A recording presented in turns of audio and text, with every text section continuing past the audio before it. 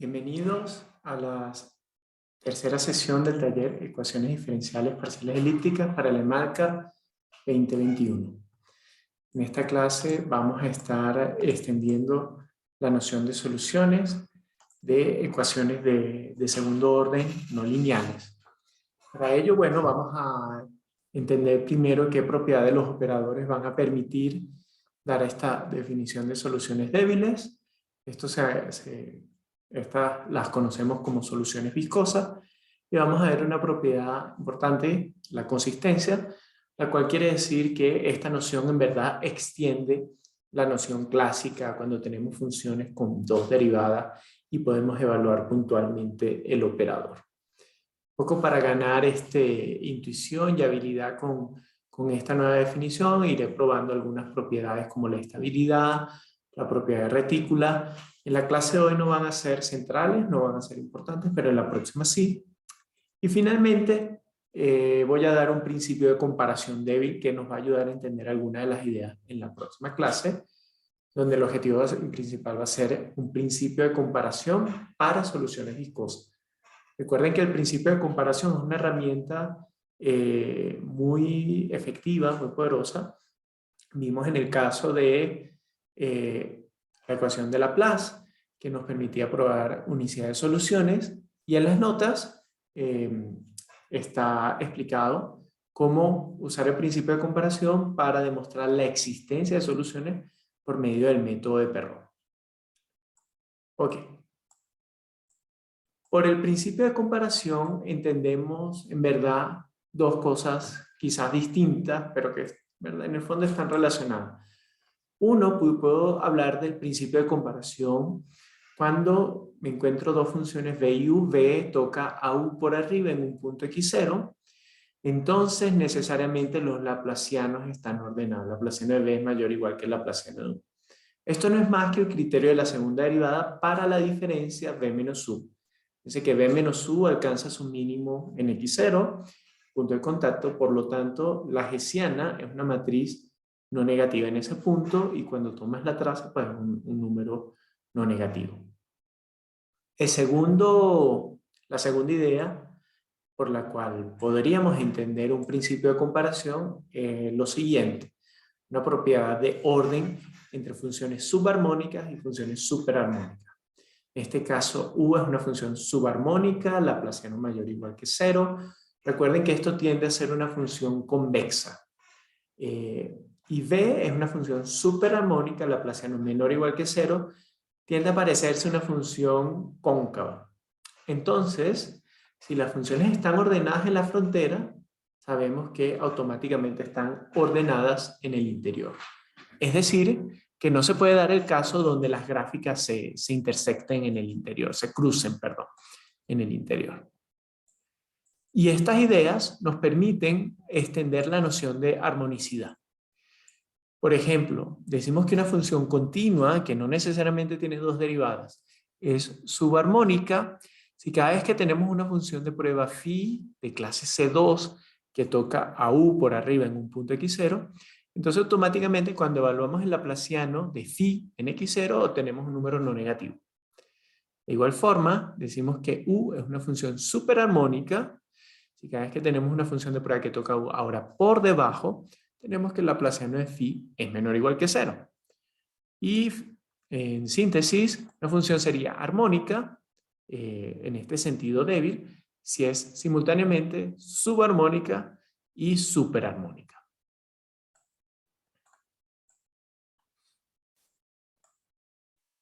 Entonces, ¿cómo podemos usar esta idea? ¿Cómo esta idea nos permite extender la noción de solución para un operador, una ecuación diferencial de segundo orden? O sea, es decir, tenemos una combinación de las segundas derivadas, la primera derivada u, y quizás el valor x que queremos hacer igual a 0 en un dominio omega, ¿no? Entonces, esta f es lo que va a definir a un operador diferencial, ¿no? ¿Qué sería en este caso un principio de comparación? Bueno, podemos entender de la siguiente forma. Si tenemos u y b, tal que b toca a u por arriba en x0, queremos averiguar cuándo están los operadores ordenados. Entonces fíjense que en el punto de contacto, bueno, x0, este punto es el mismo. Por otro lado, u de x0 es igual a b de x0. Los gradientes son iguales, porque las gráficas son tangentes en ese punto. Y por otro lado, por último, las hessianas están ordenadas. Esto por el criterio de la segunda derivada. Entonces, para tener una desigualdad de este tipo, lo que basta pedir es que la función f sea creciente en la hessiana. Y eso es lo que vamos a denominar como operadores elípticos. Vamos a ver ejemplos. Entonces, ya sabemos que el laplaciano es un operador elíptico. Operadores de primer orden que están asociados con ecuaciones diferenciales de primer orden son automáticamente elípticos, ¿no? Porque pues, no depende de la hessiana, es automáticamente creciente, ¿no? En la hessiana.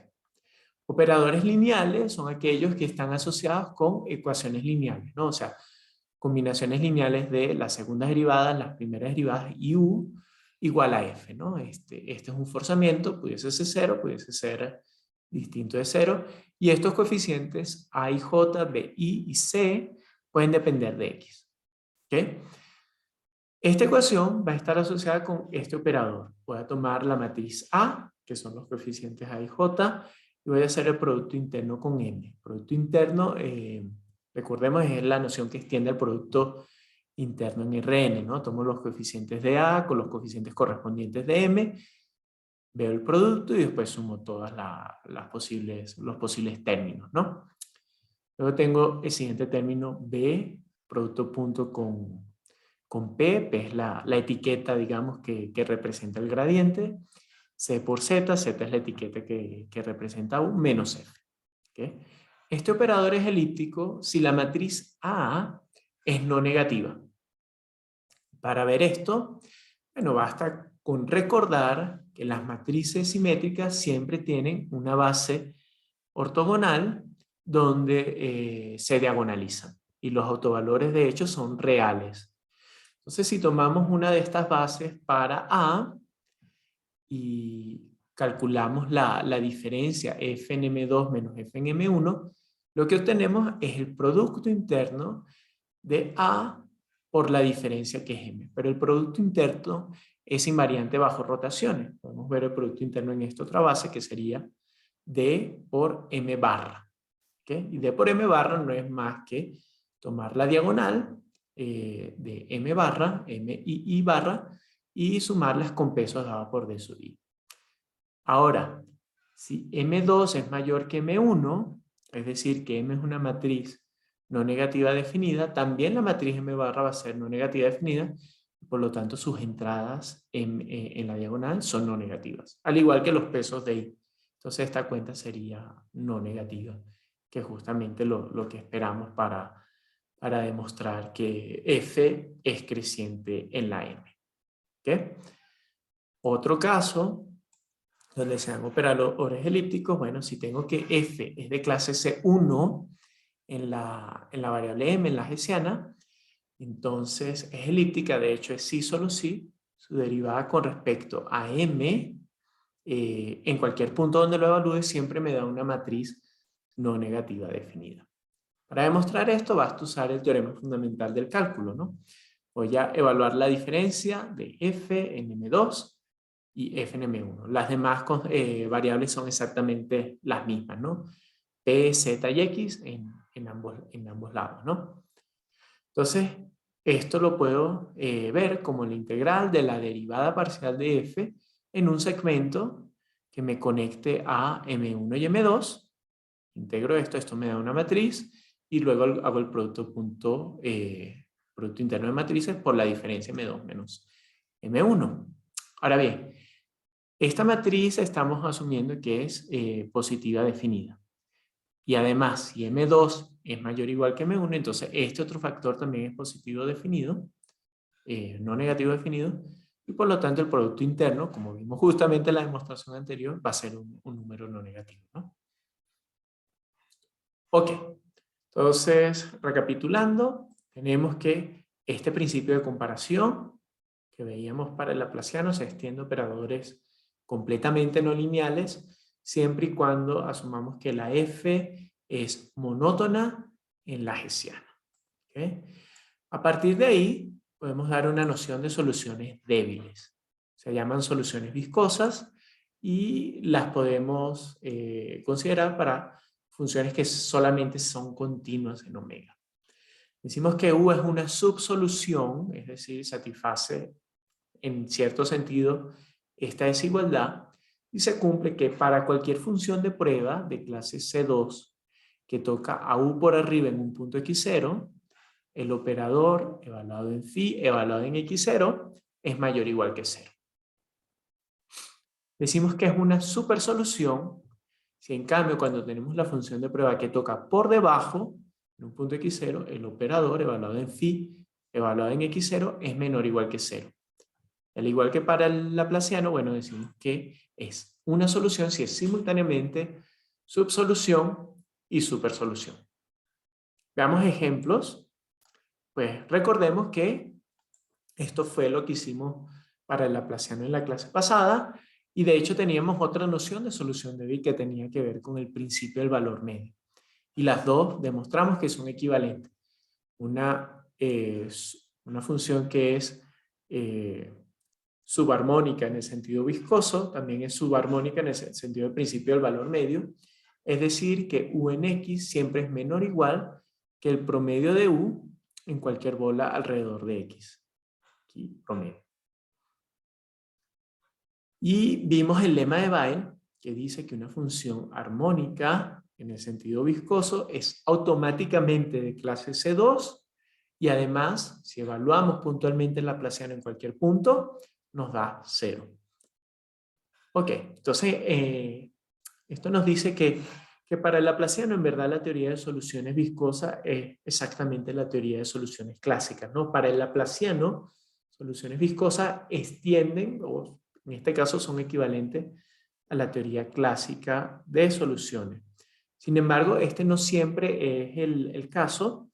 Vamos a ver la ecuación eiconal. Y la ecuación eiconal, voy a comenzar con la solución. La solución que voy a tomar es la distancia de x al borde. Esta función satisface la siguiente ecuación. 1 menos la norma del gradiente de u igual a 0 en omega. Para verificar esto, voy a grandes rasgos dar algunas ideas y queda para ustedes dar los detalles. Por un lado, tengo que verificar dos desigualdades, ¿no? La desigualdad de subsolución y la desigualdad de supersolución. Para ver qué es una subsolución, tomo una función de prueba phi que toca a u por arriba en algún punto x0. Y fíjense que la distancia es una función que es Lipschitz con norma Lipschitz igual a 1. Geométricamente, lo que quiere decir es que cualquier punto de la gráfica, yo tengo un cono de apertura, el ángulo este es de 90 grados, ¿sí? Aquí también, etcétera. Cualquier punto de la distancia tengo estos conos que tocan por debajo. En particular el punto donde estoy tocando, ¿no? Este punto donde...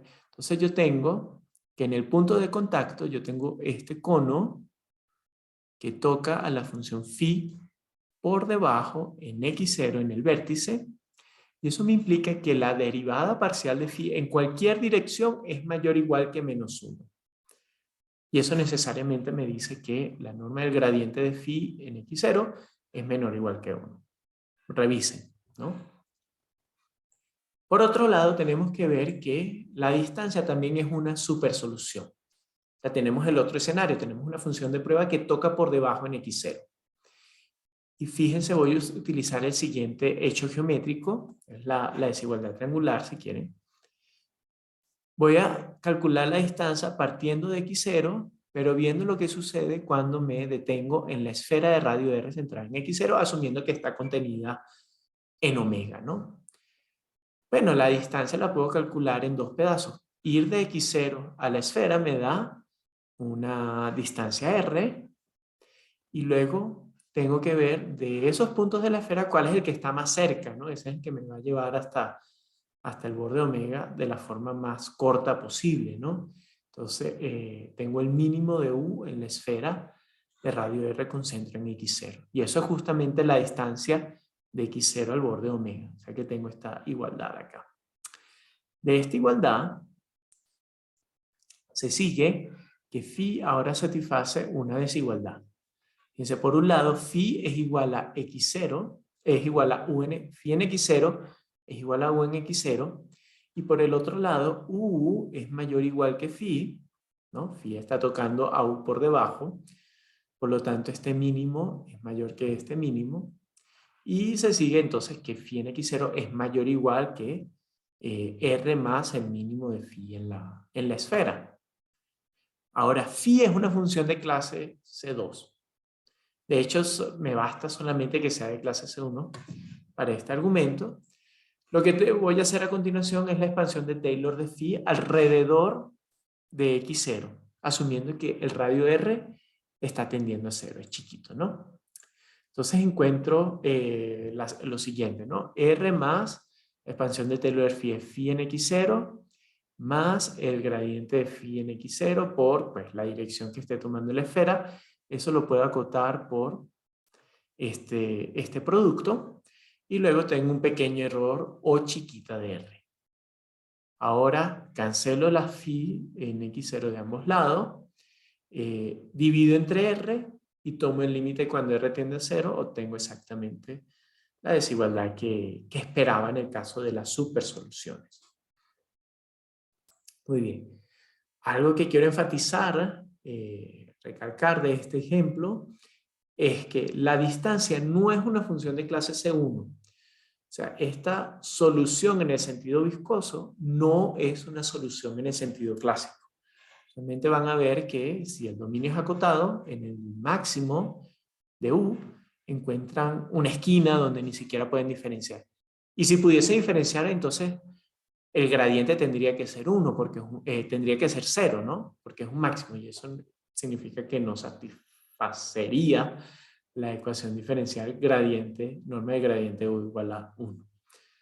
Fíjense que hay sutilezas, ¿no? Sin embargo, esta noción, de hecho, extiende a la solución de soluciones clásicas cuando la solución es de clase C2, cuando puedo calcular las derivadas, ¿no? Entonces, vamos a ver la demostración de este hecho, ¿no? Tenemos que demostrar dos cosas.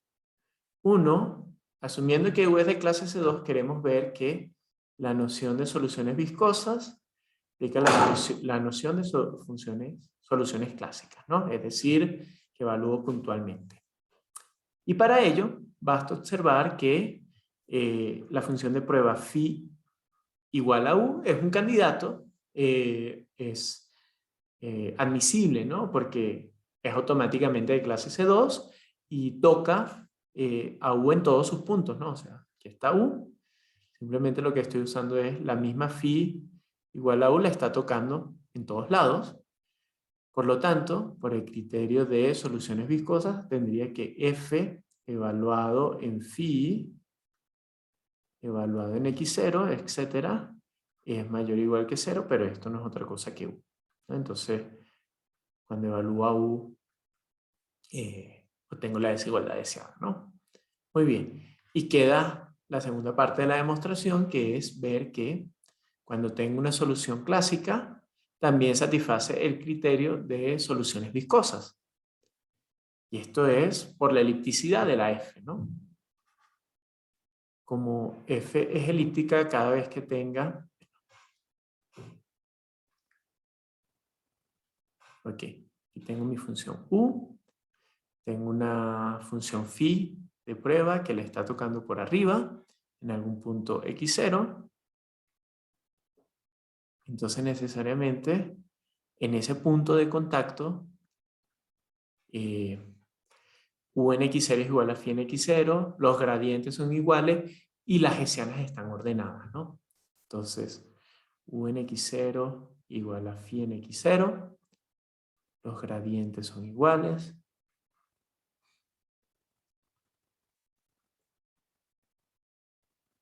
Pero las hessianas, estas están ordenadas. Sé que U es una solución clásica, ¿no? Entonces, a ver.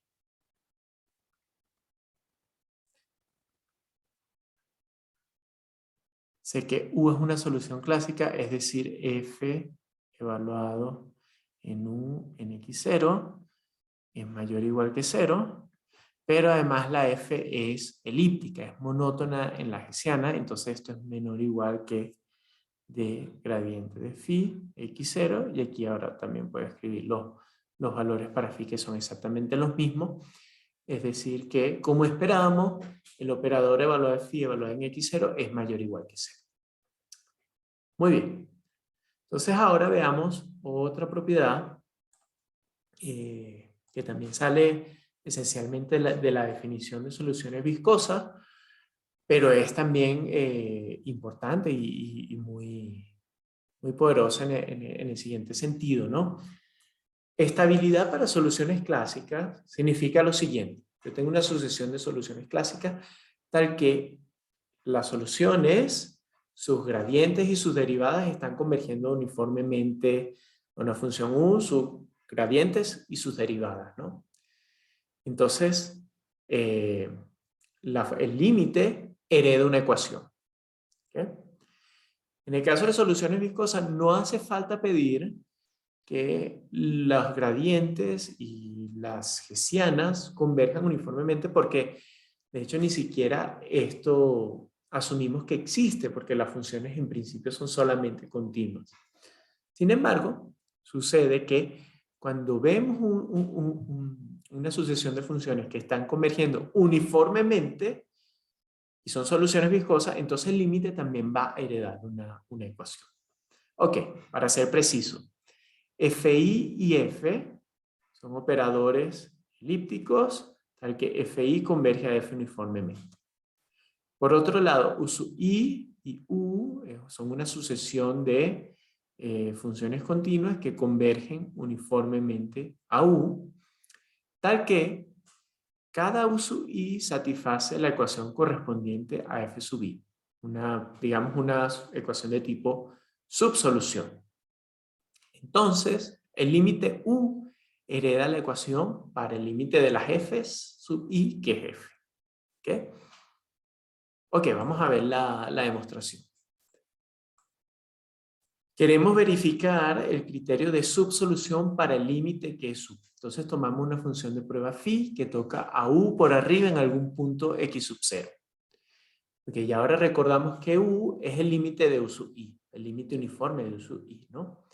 Entonces, por el hecho de que están convergiendo de forma uniforme, yo puedo ahora tomar la función de prueba phi y trasladarla verticalmente una pequeña cantidad C sub I y ver que esta nueva función de prueba phi sub I está tocando a U sub I en un punto X sub I. Y módulo una sucesión, de ser necesario, X sub I va a tender en el límite X sub 0 y C sub I va a tender a 0. Esto es un ejercicio y se sigue un poco de la convergencia uniforme de las U sub I a U. Ok, entonces ya casi que estamos listos porque como las U sub I son subsoluciones y phi sub I son funciones de prueba, podemos decir que la ecuación, la iésima ecuación, evaluada en phi sub I en X sub I, tiene una desigualdad, ¿no? Esta desigualdad en el límite se convierte en la desigualdad que estábamos esperando para la función de prueba phi en X sub 0.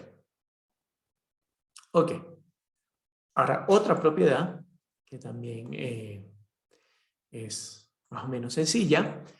Primero la voy a motivar con quizás un hecho que conocen. La propiedad se llama la propiedad de retícula, ¿no? Es una propiedad de orden también, ¿no? Y dice lo siguiente. Primero vamos a ver si tienes dos funciones convexas, entonces el máximo de las funciones convexas también es convexa.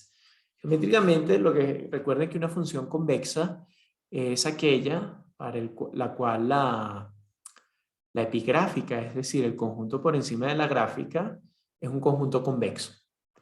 Entonces, en este caso tenemos dos conjuntos convexos, la epigráfica para U1 y la epigráfica para U2, ¿sí? Y la intersección de conjuntos convexos vuelve a ser convexo, y esto no es más que la epigráfica para el máximo de U1 y U2. ¿Okay? Entonces, esa pudiese ser una demostración de este hecho. Esto también se cumple para funciones subarmónicas. Recuerden, funciones subarmónicas tienden a ser convexas, pero no son necesariamente convexas. Y podemos hacer una demostración de la siguiente forma usando el principio del valor medio, ¿no? O sea, U1 y U2 son subarmónicas, V es el máximo de U1 y U2, entonces también es subarmónica. Entonces, sin pérdida de generalidad, vamos a ver que V en X0 va a ser U1 en X0. Pudiese ser U1 o U2, en todo caso tiene que ser alguna de las dos sin pérdida de generalidad. Voy a decir que es la primera. Y U1 es subarmónica. Es decir, que este valor es menor o igual que el promedio de la U en una esfera centrada en X0. Ahora, U1 es menor o igual que V, que es el máximo. Por lo tanto, el promedio de U1 es menor o igual que el promedio de V. Entonces, lo que al final del día estoy recuperando para las V es la desigualdad que determina que V es una función subarmónica. Y de igual forma, ahora puedo demostrar que si yo tengo dos funciones continuas que son subsoluciones del mismo operador, de la misma ecuación diferencial, en omega, uy, ¿qué pasó? A ver.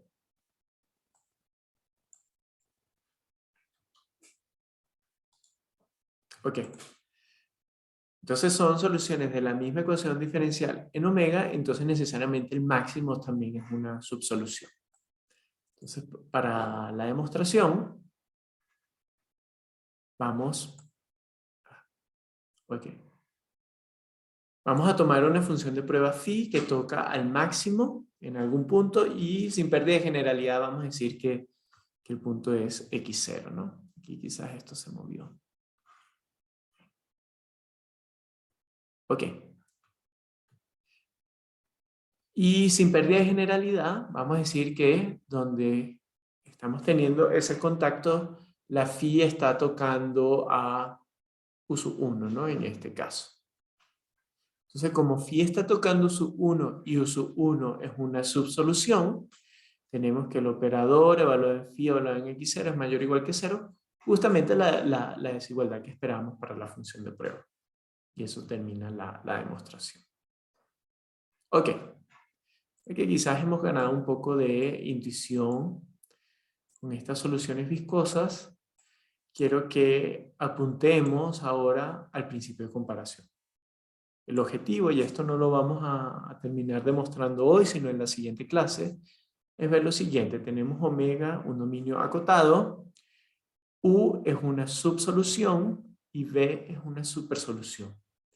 Entonces, necesariamente si las funciones están ordenadas en el borde, quisiera ver que están ordenadas en el interior. Las gráficas no se cruzan. Vamos a ver varias ideas para ver cómo demostramos esto. Primero vamos a pensar, a intentar ver qué pasa si por contradicción las gráficas se cruzasen. ¿Okay?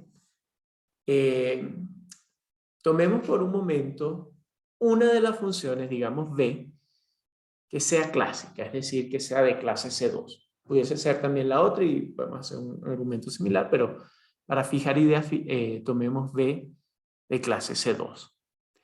Entonces, si ahora yo traslado V por esta distancia D de separación entre las dos gráficas, obtengo una función de prueba para la U. O sea, lo puedo hacer acá, tendría, cuando la traslado, una función de clase C2 que está tocando a la U por arriba en algún punto X0.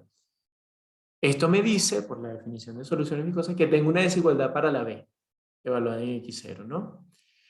Y esperaría que esto estuviese en contradicción con la ecuación que sabemos que se satisface para B, que tiene la otra desigualdad. Fíjense que entre estos dos operadores todos los términos son iguales, a excepción de este, donde aquí aparece esta constante más D positiva. Para tener una contradicción entre estos dos hechos, habría que pedirle por lo menos que la f sea decreciente en la variable z. Y si fuese estrictamente decreciente, bueno, ya automáticamente tenemos la contradicción. Bueno, eso me sugiere la siguiente definición. A ser importante, decimos que el operador es propio si es decreciente en Z. Y es estrictamente propio si es estrictamente decreciente en Z. Ok, esa es la primera idea que tenemos a la mano. La siguiente idea es reducir el problema no lineal a un problema lineal. Y eso lo conozco como linealización. ¿Okay? En general, pues linealizar una función no significa pues tomar las derivadas, ¿no? Entonces, para este lema de linealización voy a asumir que el operador f es de clase C1. Y otra vez, para fijar ideas ahora en este momento, vamos a asumir que las soluciones son clásicas, ¿ok? Entonces, f de clase C1, elíptica y propia. ¿Recuerden? Elíptica significa que es creciente en la hessiana. Eso me va a dar una desigualdad para la derivada de la f con respecto a m. Y propia me dice que es decreciente en la z, en los valores de u de la solución. Eso también me da una... me dice que la derivada de f en z tiene un signo, ¿no? Tiene el signo negativo. Ok. Tomo U y V soluciones clásicas, ¿no? U va a ser una subsolución y va a ser una supersolución. Linealización, vamos a ver que la diferencia U menos B satisface una ecuación lineal de tipo subsolución para algunos coeficientes A, B y C. A va a ser no negativo, eso sale de la elipticidad, y C va a ser no positivo, eso sale de la condición de cero propio.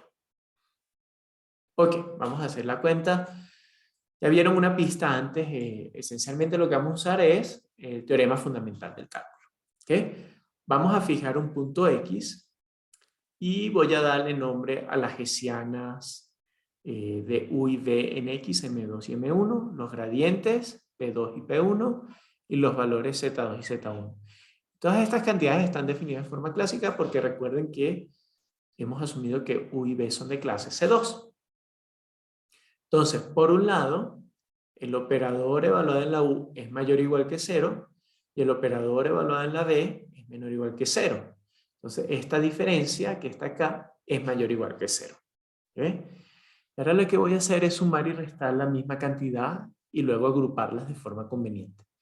Voy a sumar y restar F en M1. Fíjense que de acá a acá solamente cambié la M y las P's ahora son iguales. P2, Z2 y X. Este está con el signo menos y este está con el signo más. Y ahora voy a sumar y restar F, M1, P1, Z2, X. Entre estas dos simplemente cambio las P's. Las demás son iguales y lo sumo también. Y si se dan cuenta que ahora entre estas dos, ¿sí? Las únicas que son diferentes son las Z's, ¿no? Z2, Z1, aquí tengo X, P1, M1. Ok, ahora las voy a agrupar. Voy a tomar primero estas dos. A ver, déjame marcarlas así. Tomar primero estas dos. Entonces, entre estas dos voy a usar el teorema fundamental del cálculo. Voy a ver esto como una integral que me conecta a las matrices M2 y M1. Entonces, tengo esta cuenta acá, ¿no? La cuenta acá por la diferencia, ¿no? M2, M1. ¿Okay?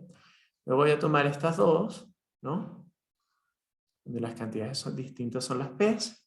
Y otra vez el teorema fundamental del cálculo me permite ver esto como una integral que me conecta P2 y P1 por la diferencia.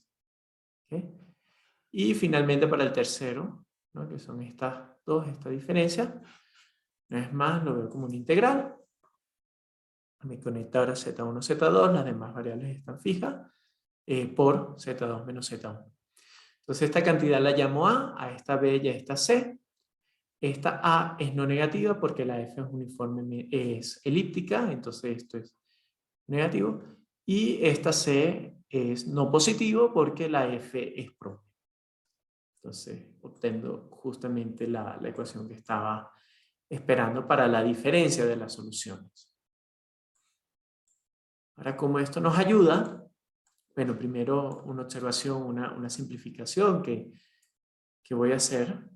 Si W satisface esta ecuación, entonces la parte positiva de W satisface esta ecuación en el sentido viscoso, ¿no? Porque fíjense que ahora la parte positiva puede eliminar el hecho de que esta W más tenga derivadas continuas. ¿Ok? Y esto, si quieren, lo pueden entender como una aplicación del principio de la retícula, en verdad, ¿no? Tanto W es su solución clásica, por lo tanto, solución viscosa de esta ecuación, y 0 es también una solución de la ecuación, por lo tanto, W más, que no es otra cosa que el máximo, ¿no? Entre W y 0, también es subsolución. ¿Okay?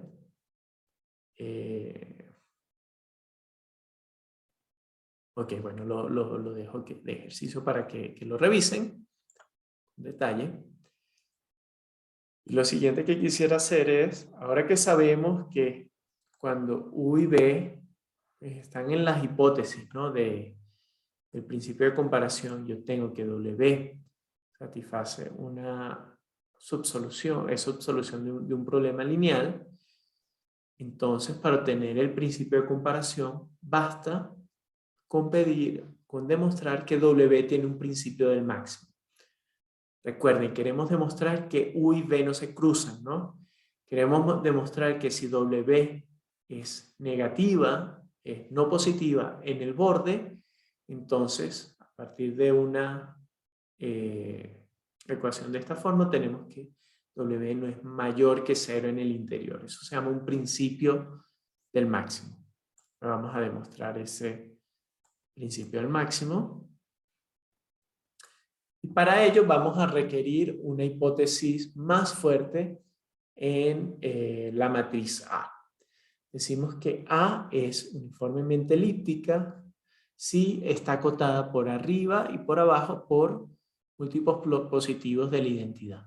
¿Okay? Y estas constantes lambda mayúscula y lambda minúscula se llaman los coeficientes de elipticidad uniforme.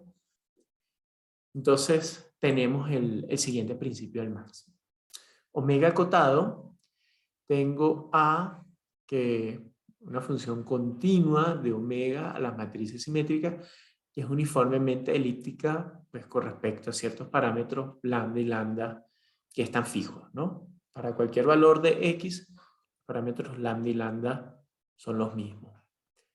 B, el término que acompaña el gradiente, voy a tomarla como una función continua y acotada por beta si quiero. Y W va a ser una subsolución de esta ecuación, de una ecuación lineal. La observación luego del lema anterior me permite olvidarme del término C por W, y quisiera demostrar que una subsolución que es menor o igual que 0 en el borde, entonces también es menor o igual que 0 en omega. Este es el principio del máximo. Vamos a ver la demostración entonces.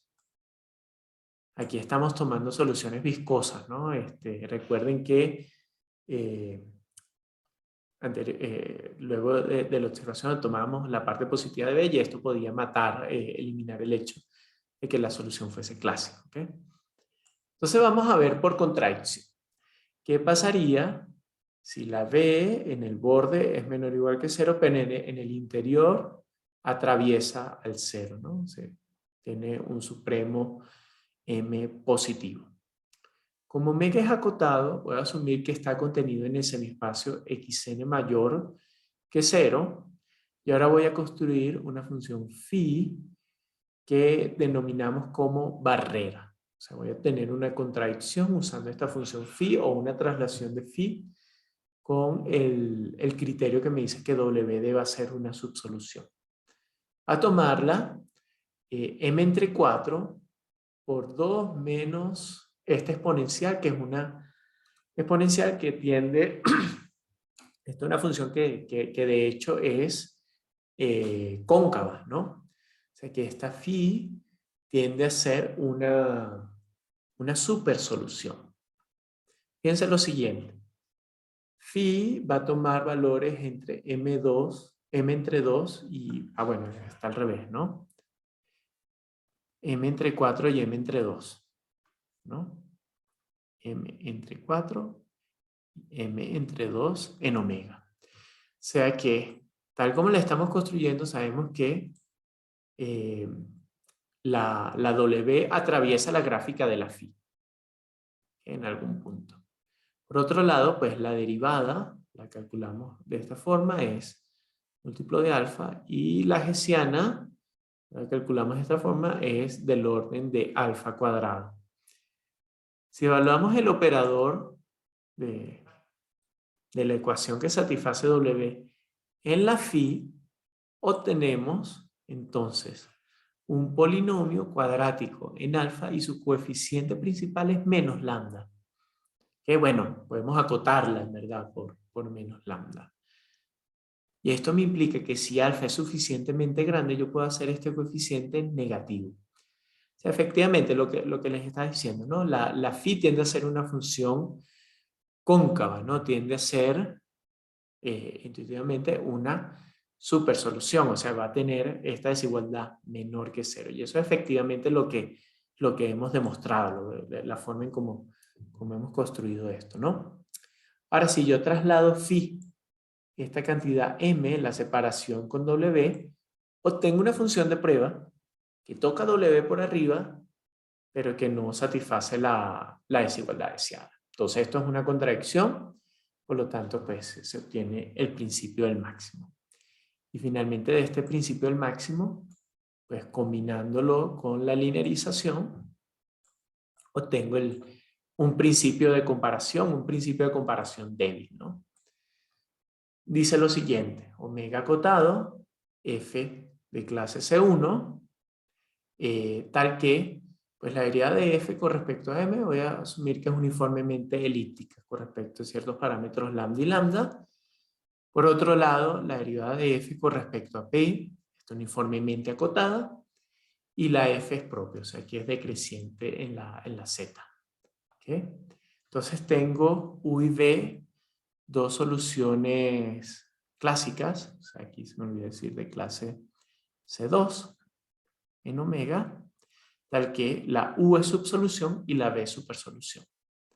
Entonces, automáticamente se sigue que si están ordenadas en el borde, entonces están ordenadas en el interior. Ok, entonces el objetivo de la siguiente clase va a ser extender este resultado a escenarios donde C no necesariamente sea de clase C1, vamos a tener que redefinir estas nociones de elipticidad uniforme, ser propio, etc. Y las U y la B no son necesariamente clásicas, no son clases C2. Hay un principio de comparación que en conclusión dice lo mismo, ¿no? Si están ordenadas en el borde, están ordenadas en el interior y no sé cosa. Bueno, muchas gracias. Nos vemos en la siguiente clase.